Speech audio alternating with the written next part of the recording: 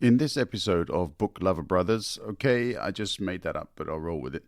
We talk about the fantastic body of work that is Demon Copperhead, written by Barbara Kingsolver. We discuss not only how wonderful a book this is, because it clearly is, more why we think so, and how it is so cleverly intertwined with David Copperfield by Charles Dickens, and at the same time, not so much.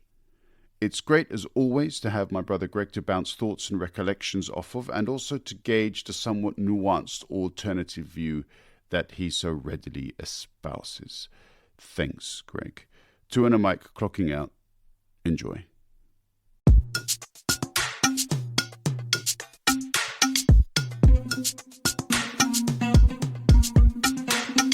Don't wait your peck, kuduelo mabiro etu under mic. Don't parodit kod jok mawuoye etu under mic. Seche tin sudbuta wawinji etu under mic. Ola wachokre, wabed piny, biwawinje, ero chako, dumomit ndi, and a mic. Podcast makende. As this is a book review episode, I'm joined by my older brother Greg. Greg, how you doing? I'm very well, and how are you? Good, thanks, good. Thank you very much for making the time. Obviously, most of the time that you have contributed to this particular episode occurred before the episode, but you're going to explain how that worked out, aren't you? No, I hadn't planned to. Explain yourself. What do you mean? You're going to tell me what book you were reading, you muppet. Oh, that. I didn't realize I was reading a book. Okay, so we did. Well, you kind of laid this on me last time, if you recall. You said I needed to come up with a book by a female author because we hadn't done a female. So so I came up with Demon Copperhead by Barbara Kingsolver. Yep. And for those who have not read it, this is a co-recipient of the 2023 Pulitzer Prize for Fiction. And it also won the 2023 Women's Prize for Fiction. But that's not what necessarily inspired you to suggest it, is it? No, it's because it's loosely doffing a cap to a book that we both loved when we read many years ago by Charles Dickens, and it's an interesting take on that book, very interesting, and that's David Copperfield, and this is Demon Copperhead. Obviously, the initials are there to help you along, but although it definitely gives a nod to the great book. It's very different at the same time. There weren't quite so many F-bombs that I remember from David Copperfield as there are in Demon Copperhead, and it's a very much an up-to-date take based in the southern states, the deep southern states of America, and if you like, in a way, comparing life as it is or as it was in the 1990s, maybe early 2000s in those states, as compared to sort of Victorian London, as the life which met Mr. Copperfield.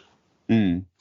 Yeah, I mean that's an interesting take as well. I mean, there's I don't know if this occurs in any other country. In Germany, they've got this Unwort des Jahres, which is called the non-word of the year, and basically this began in 1991, and every year they have a non-word of the year, which basically changes a word from its original intention to suggest something which is a pejorative or it's slightly or very misleading in a certain way. And the reason why I'm talking about this is because by looking through the list of those words per year, you can kind of use it as an indicator as to what kind of things occurred in that period of time.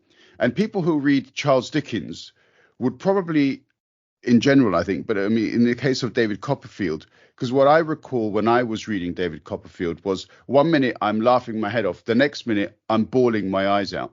Mm.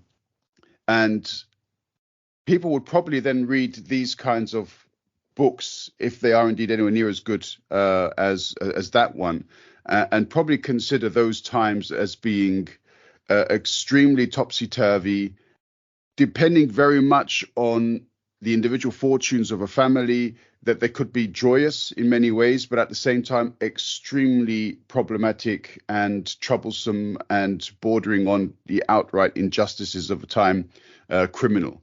And by the same token, as you say, Demon Copperhead gives us a very intricate, a very emotional description of life in the Appalachian Mountains of Virginia in the period, in the 20 years more or less that you suggest. And by, I suppose, reading these books, you really do get a sense of exactly the kind of lifestyle certain kinds or certain sections of a community may expect. I love the fact that you bring up straight away the difference. So let's talk about the style difference, because I think that's extremely important. Are you happy that the book written by Barbara Kingsolver is significantly different to Charles Dickens' classic? It's incredibly different. I think we've discussed this ourselves outside of the podcast, but it was certainly my favourite Dickens book, David Copperfield, and that's what drew me to this. I haven't read it for 25 years, but I can still remember the feeling I got from parts of that book. It wasn't an easy read in any way, shape, or form, because, as you say, one moment you're elated, and the next you're really depressed by what's happening to, and not just the main character. There are other characters in the book who you really get invested with, and it's an absolute journey, David Copperfield. And I think that's what is similar in Demon Copperhead.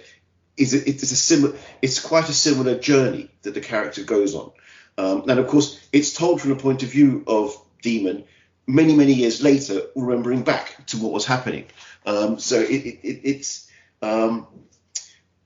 there I think the similarities end, because it's very much talking to us, to an audience of today, not just in terms of the problems that the Demon may have visited upon him and visited upon himself, but the language, the things that are going on around him, the history, the things which are brought up and references made within the narrative are very much of its time, meaning the 1990s and noughties. And I love that aspect of it, and the humour in it, the humour in the thought processes going through Demon's mind, the things he thought about what was going on around him, happening to him.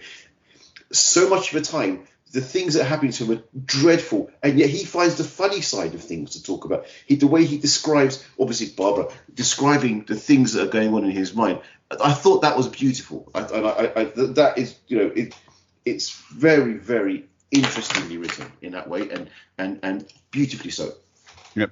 Yeah, definitely. And Greg just dropped a pencil there because he was making some important notes. I completely agree with you. I haven't actually taken down many quotations from the book, but I've taken one very short one because I think, and now's a good time to read it because it exactly expresses what you say. So at a certain stage in Demon's development as a young adult, he has a certain amount of success, but he defines that success thus: I was the same worthless turd as ever, just a turd that could catch a 30-yard pass. Yeah, I remember that. Yeah. As you say, there are lots of little bits which exhibit the humor given to this character by Barbara Kingsolver, and it's wonderful. I loved listening to the way that he refers to himself, this inherent humility that he has. Yeah, self-deprecating to the extreme. But just to touch on what you said as well about the difference between Demon Copperhead and David Copperfield, I love the difference because it still shows immense originality on behalf of Barbara Kingsolver. Mm-hmm. I think I see when people, for example, want to do a recreation or a redramatization of Shakespeare, the original material is in itself so overbearing, so powerful, that they kind of get drawn up in the vortex, and it's very difficult to then communicate originality. I would say Charles Dickens and other kinds of classic authors who have the same sort of ability and genius that he had would also be similarly difficult to not replicate, but base your own work from, but not to be lost within the genius of the original author. I think Barbara has shown, by doing the work that she has done, she's exhibited her own genius, and at the same time given me enough reference points back to Charles Dickens' book that I can almost relive that as a side effect of being thoroughly engrossed in this enthralling work that she has produced. And as you say, I mean, it's a hell of a journey. It is. It is a hell of a journey. And there are a few references that I've noted down, which again show the humility from one point of view, but also the knack of being able to take a horribly dark situation and find something funny within it. That when he was younger, I don't want to put spoilers, of course, but the early part of the book when he was finding life very difficult and he didn't have very much to go on. He was a very young man, very young boy, in fact, and he would find himself in scenarios where he wouldn't get fed. And there was one time where he gets taken, I believe, to a farm, the tobacco farm, and there was he gets himself into a kitchen, and he says the kitchen had a rank cooking smell, somewhere between feet and bacon. And even that was making me hungry. I just love that. It beautifully describes the terrible condition he would find himself in, and yet the humour with which that's dealt. I've got to say, I just love that. Yeah. So I think people listening to this will say, okay, I still have no idea what the book is about, but it sounds bloody cool because we've expressed the genius of Barbara Kingsolver pretty clearly there. So let's talk a little bit about the plot. So Demon Copperhead, or Demon Fields, as he was born, his mother is very young. She lives in a trailer home. His father is nowhere to be seen. He dies, I believe, while Demon's still inside his mother. And so therefore has absolutely zero opportunity of getting to know who his father was. So Demon is born into this life where his mum is an alcoholic, a drug abuser. She loves him to bits, but has these demons, these addictions. And then afterwards, there are obviously problems which develop in relationships that the mother has with her future partner. But also Demon, because of the situation with his mum, he finds solace in familiarizing himself, becoming more or less a family member with the Peggots. But they have their own issues. They have their own family problems. And so he kind of finds himself in different situations, all problematic. And yet at the same time, he manages to take these steps forward in life, developing himself, having a really nuanced perspective of society. And in many ways, his social persona, I would say, is better developed from the perspective of tolerance, from the perspective of respect for diversity than a lot of people who had never experienced any kind of problem and had lived very privileged lifestyles. And I think this is also a fascinating characteristic which Kingsolver has given her main character here. I agree. But you do see that borne out in life as well, where through adversity, character is developed. I mean that happens. You know, if someone has no adversity in their life, perhaps it things are too easy. Then perhaps it in some circumstances it can lead to less development in character, shall we say? But I agree with you. The character Demon develops through his journey is a nuanced one, but also very deep. His inner monologues are very interesting to read. I really do love that part of the book. Yeah. Another thing which we should also point out, so we both listened to the audiobook, and I loved the narration, but it wasn't without its challenges, shall we say. So, do you want to talk about that a bit? Well, initially I did find the accent very a little difficult to sort of penetrate. It took a while for me to do that. It's probably more my ears getting used to the Southern States drawl, which the whole narrative was delivered in. It's worth persevering with, because once you do get through that, the story is actually enhanced by that, I think, ultimately. And I can see why the narrator did that, because, if this kid from the deep southern states were to sound like he was born in the west of London, it probably wouldn't be quite the same read. And it must also be pointed out that the narrator, Charlie Thurston, has significantly altered his voice in narrating this piece. And I went to do a bit of research. So he's done a lot of work. He's also an actor. He also writes. And here's another review which he has selected on his website with regards to this book. And somebody else reviewed it, and it's from Audiophile. And they say nearly everyone in this story is from Lee County, so accents don't vary much. But Thurston manages to suggest all the major characters with subtle shifts of timbre, and he keeps Damon's sad narrative from sounding like whining. Now, that for me is quite significant, because in many cases, if somebody else had narrated it, and the amount of shit that happened to Damon, it could really have sounded like whining. Yeah. And I think that's very easy. It was very upbeat. Yeah. I agree. I suspect, because it's an inner narrative, you don't really whine internally to yourself. And certainly not within. It's not within his character at the time that he'd have been setting this down within Damon's own mind. So it certainly works with the character that we get to know as Demon.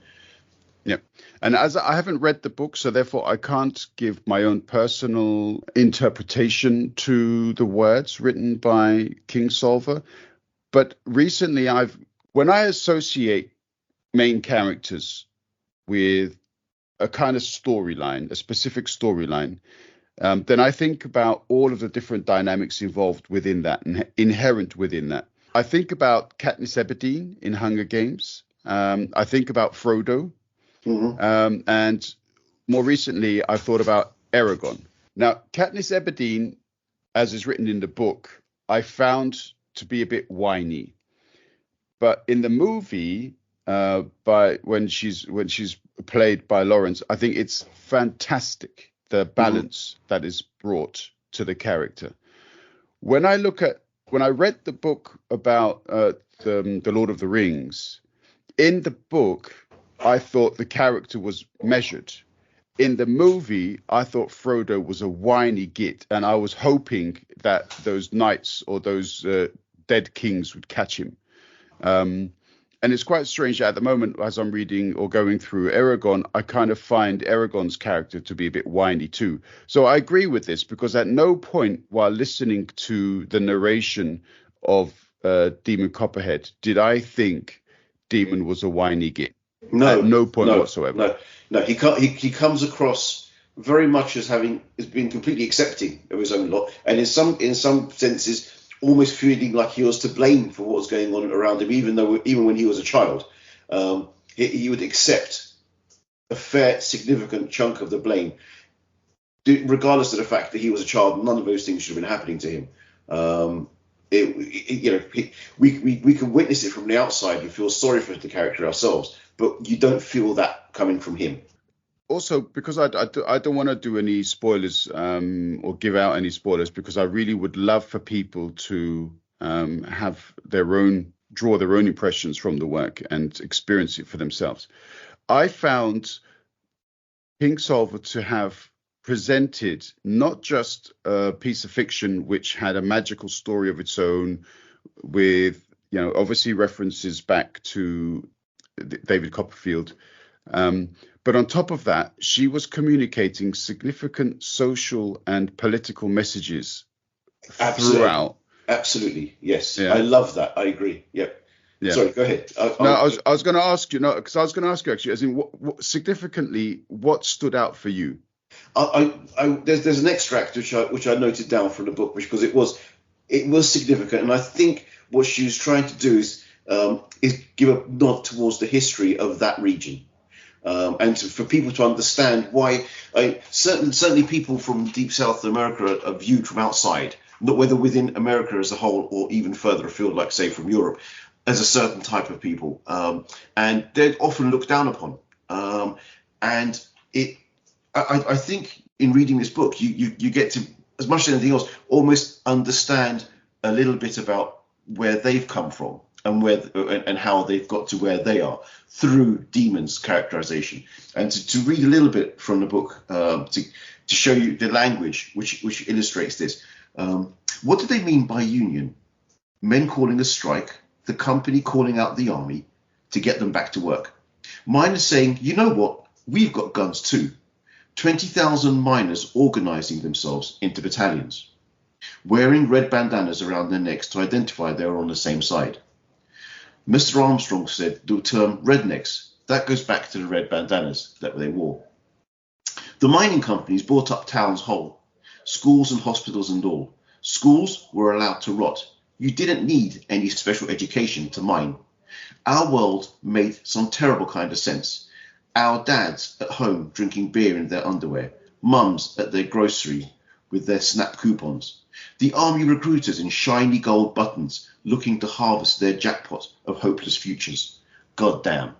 I didn't do the justice to the accent at the end there, but that was just a short excerpt of what he'd learnt in one small portion of his life, where he'd stayed with one of the characters that he encounters, and it kind of leads. There's a devastation that's taken place in the areas that he's from, and it has led to, in their mind, what is happening around them. And the locals understand it's an unspoken truth for them. What has happened in these old mining communities in these parts of the states, which, through no fault of their own, have been left derelict for generations. And that has things don't happen. These consequences of things have their sources in history, and we may not know those histories. But I think she's done a really lovely job of interweaving them into her narrative. Absolutely. And these are things which I can pick up on and also use in many ways to describe certain kinds of realities that I experienced growing up in the UK. And these are political realities which we see occurring right now. You can see a significantly wealthy London and Southeast in the UK, and yet other parts of Britain are perhaps underdeveloped, or they haven't received the investment that they were promised, and so on. And you really see this play out. And in this book, what is significant is that they highlight the dangers of not investing in education. They highlight what the consequences of that could be, but they also show people very clearly some of the elements, some of the problems that capitalism has created, because it goes into a certain area, it exploits that area, it manipulates the people, it takes away everything that it can, and then at the end they send in the army recruiters and they take whatever is left. Mm-hmm. And I had a podcast with Tatiana last week where we were talking about COP28, and we kind of talk about capitalism and so on. And there are many different perspectives.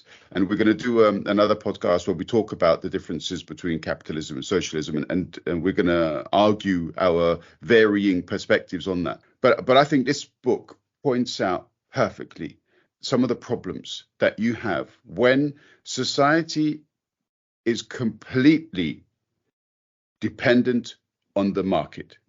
If you allow the market to regulate itself completely, then you are not going to have a balanced society. And if anybody thinks that the market can self-regulate in a manner which will lead to innovation, that will lead to sustainability, that will lead to economic growth, that will lead to social justice, that will lead to dignity, that will lead to a fair democracy, then they are really fooling themselves and nobody else. I agree. First of all, I'd like to see where a fair democracy exists. I've not really come across one as yet, but certainly you're right in what you say about markets which police themselves. They don't work. I mean, if you look at what's happened in the financial markets in New York and London, and just how much corruption there exists there, which was partly highlighted in 2008, but we know is continuing still. Whether to a greater or smaller degree, we won't know for many years to come. But at some point in the future, we will. Yeah. We'll experience this all again. So that's. But in fairness, if we were to look at what's happening in, let's say, Russia right now, and you see devastation for what happens is the communist era broke down. What happened in those years, say, up to and leading to the current incumbent taking power, and what he's done since, and now he's sending his own guys with shiny buttons to hoover up the detritus of what's left and send those to die in Ukraine. The world has moved on, but things haven't changed. Definitely. No, I agree. And I would not want to sit anywhere and simply say socialism is the answer, because socialism in itself is not the answer. There are many different forms of political systems which can prioritize dignity, fairness, equality, and they are not all traditional socialist views. There needs to be a combination of different interests and different political ideologies, but they need to have shared sense of community respect and dignity. And at the moment, what we can see quite clearly, just looking at our failed politicians, is patience, tolerance, respect, understanding. These are things which no longer exist within a politicized society. No. And when people see their leaders doing what they do, then they can start to justify what they themselves wish to do. And, principles be damned. We need to get back, I think, to a time when politicians took the long view. Rather than saying what's going to get me elected this year, next year, or in 3 years' time, actually doing things that are going to improve the lot of the country after they're gone. So that it's not just about winning the next election. We're so trapped in short-term thinking within our governments. In the UK in particular, I'm aiming this. We know that they're going to call an election at some point later this year. And now they're thinking about which tax cuts they can try and shoehorn in to their next statement in order to try and win a few votes to see if they can get some seats. That's all the deep thought is going into winning a few votes. And it's got nothing to do with bettering the country, making lives of the population better, improving schools, improving hospitals, policing, any of that. None of that means a thing. It's just getting seats in Parliament. That's all they care about. And I think we need to move away from that somehow. And to have them work together, the different parties if necessary. But I can't see it happening, and I can't see it happening well, because recent history has taught us that they just won't do it. Yeah, it just doesn't work. Yeah, and we haven't lost ourselves completely from the review of the book, because in many ways these are the topics which flow beneath the general theme, the general plot all the way through. There is, for example, a very significant portion of the book dedicated to drug abuse, and about how the pharmaceutical industry, through many corrupt means, has taken control of medical provisions and solutions within poorer communities, and not even considering the potential damage that this is doing to those who become addicted to their medication. They don't give a shit. It's just basically pumping out tablets and medicines and stuff, and people are taking these just to forget about the world in which they live, because that's the only way they can deal with what they have to deal with. So all of these various different forms of capitalism, all of these various different forms of corruption, these different ways of managing a community or mismanaging a community are constantly referred to within the story. And in fact, something which we're also seeing play out in the UK, it's been playing out in the US for ages, because the American health system is ridiculous. But I mean, we could see at the moment with regards to the NHS right now, a lot of doctors are crying out because of these practitioner assistants, which are being perhaps promoted above doctors because it's easier to train them, even though they're not qualified doctors. And doctors are crying out saying, look, this is taking people away from a system which they can trust. This is destroying that system. It's creating a two-tier system, which essentially will no longer be fit for purpose. And throughout the book, there is a nurse who is doing whatever she can to try to improve the lot for the people. And it's really tough. And she has to deal with hatred. She has to deal with angry addicts. And she's trying to say to them, look, I'm trying to help you, but the system is against me. And I see this playing out on social media day in, day out. There are so many nice people who are saying unpopular things, who are fighting against the flow of capitalism within their branch, within their sector. And it's extremely tough. And when I read a book like this, where everything is laid out in such an emotional and challenging way, I have to sit back and obviously applaud the author.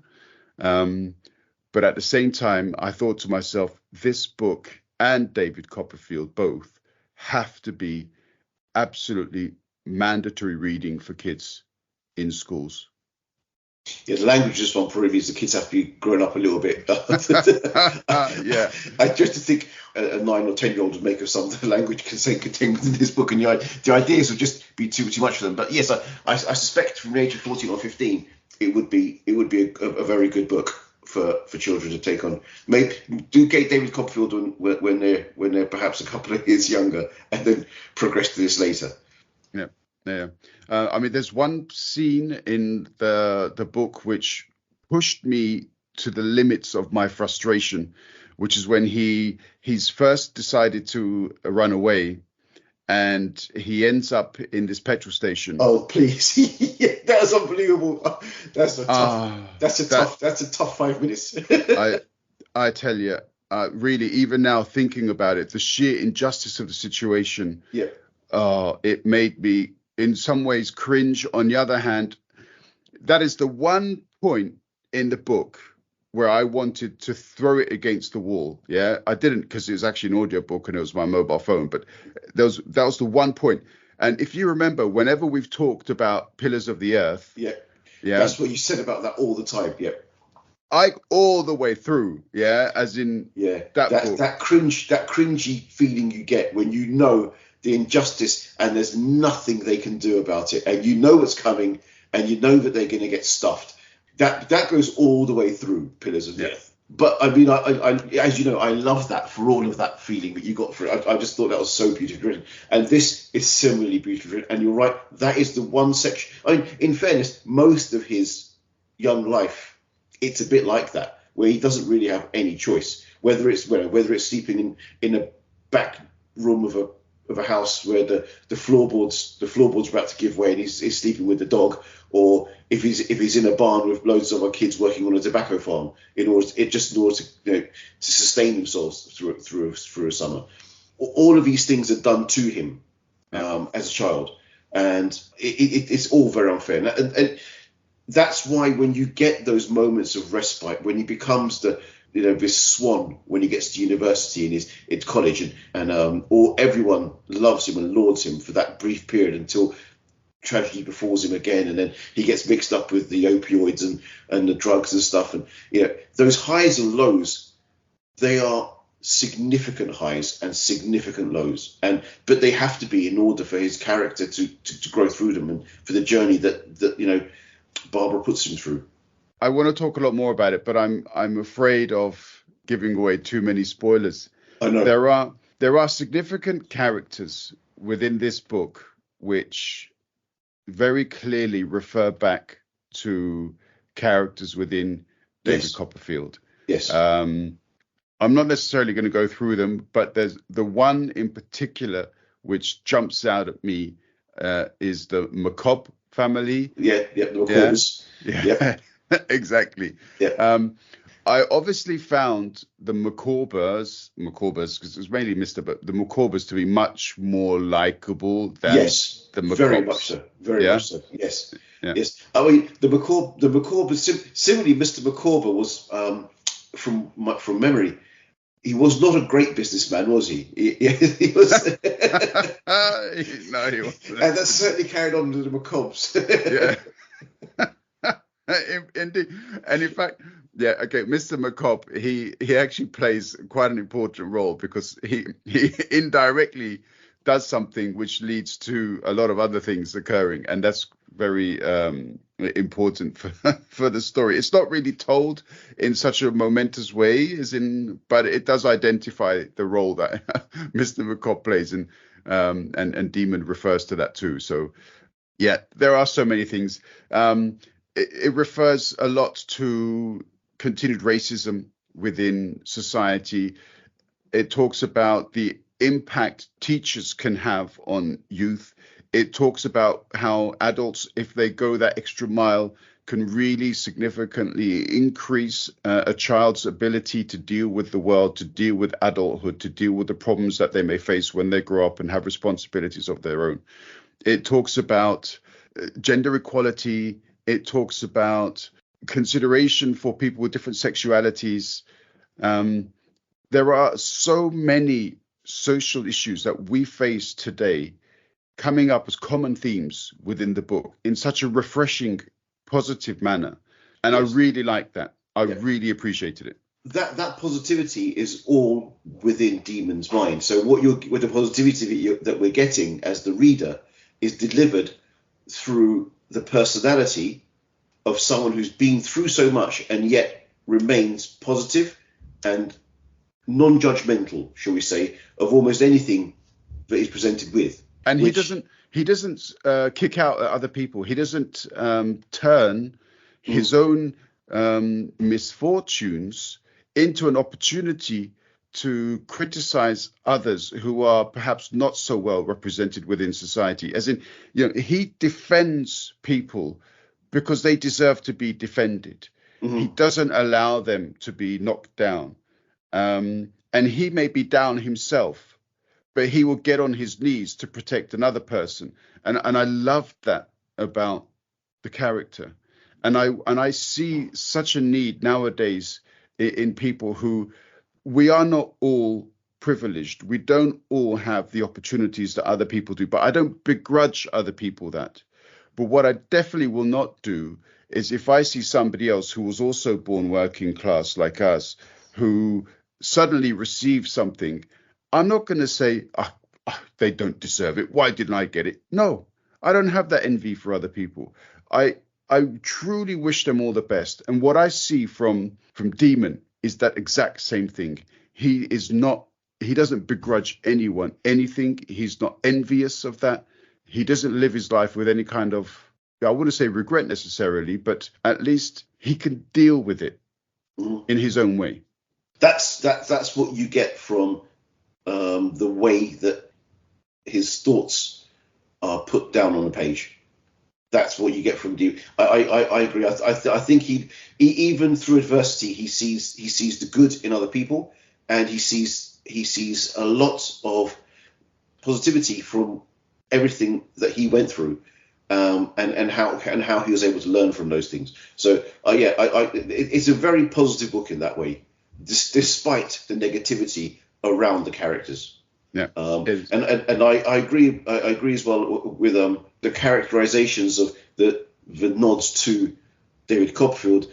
It's not just Macabres, there are others. But interestingly, I think as well, there are very few people in the book that the Demon identifies as an enemy, as it were, or someone he really would go. First of all, his stepdad, of course, is probably the first one. There are times when he's really very negative about his mum and his experiences. And I think the one person he really blames is his mum for what happened to him when he was very young. And I think what he means, or Barbara's setting down that he means by that, is that she allowed herself to fall victim to these things, wasn't strong enough to do it for him, wasn't strong enough to not be caught and caught by the alcoholism and substance abuse, and allow that to take her from him so early that she wasn't able to protect him from the things that came to be. So I think you really get that, when he's thinking about his mum, there's this really great juxtaposition. He feels a pure an honest, deep-seated love for her, and yet he really is angry with her for what's happened to him and how she wasn't there to protect him. I really got that sort of sense from what was being delivered. And that's understandable, and I really like that. I think people listening to this will probably get a sense that we enjoyed the book. So therefore, I'm going to ask you the completely ridiculous question, which I always ask you is, would you recommend this to others? I really would. I think some books I've said in the past that it would be, if you like this sort of thing, you'll like it. I'd say almost everyone should read this. I can't imagine anyone not either enjoying it as a book, or enjoying the story, or enjoying the language. It's got so many positive, good elements to it that I think everyone would get something from this. Possibly not a bedtime story for a 9-year-old, but anyone a little bit older than that would definitely enjoy this book. No, I completely agree with that. I would also recommend that fascists, right-wing extremists, capitalists, people who are in a situation where they don't give a damn about other people and communities, they should definitely read this. Because is that how you get on your podcast? Is it something I should know? No. I think I had a discussion the other day with somebody, and as soon as they saw that I espouse socialist principles, they blocked me. Oh, really? Yeah, they just said, I'm not going to talk to you because you're a socialist. And I was like, okay, cool, fair enough. I hadn't even said anything to the guy. As in rude. I said to him, I asked him to tell me why he thought my source of information was wrong and what, in his opinion, justified a good source of information. He just said, no, not going to do it. You're a socialist. Blocked. But I think the reason why I said that they should read this is because it's important to get different perspectives. Yeah, I follow a couple of right-wing accounts on social media because it's important to understand what these people are talking about. And I have to say, it's the most difficult thing for me sometimes to read some of the crap they come out with. But it's important to try to understand these perspectives. I think the same isn't done the other way around. And this is why I think this book is so phenomenally important in the messaging that it gives out, in the way it gives that messaging. It communicates these important aspects of society, and absolutely love it. I'm glad we agree. Yeah.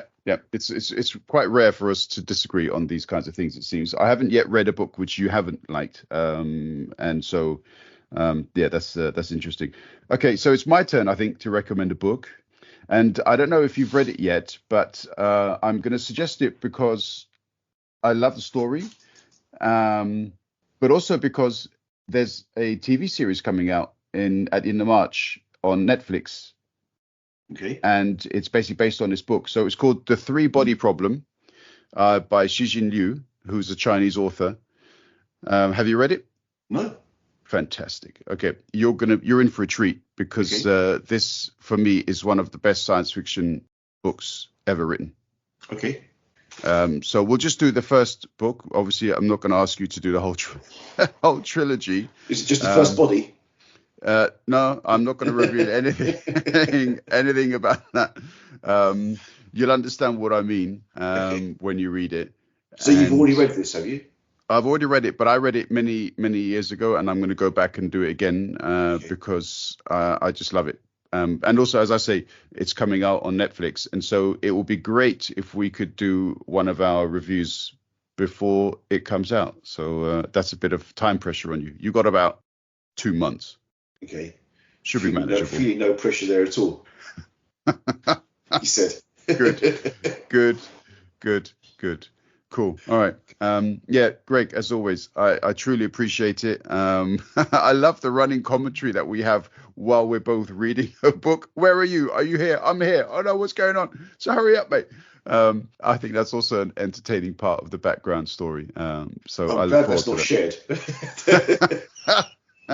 No, I should actually do a copy some kind and of paste. Timeline. I should copy and paste some of our text messaging actually, because that would be quite humorous too. But no, I'm not going to do that because that's just wrong. But thank you very much for the time that you spend in between reading these things, and for obviously taking time to talk to me as well. It's always nice to talk to my brother. So thanks a lot, man. Thank you for inviting me on again. It's very nice. I've had a pleasurable hour's chat. Okay, cool. All right, stop.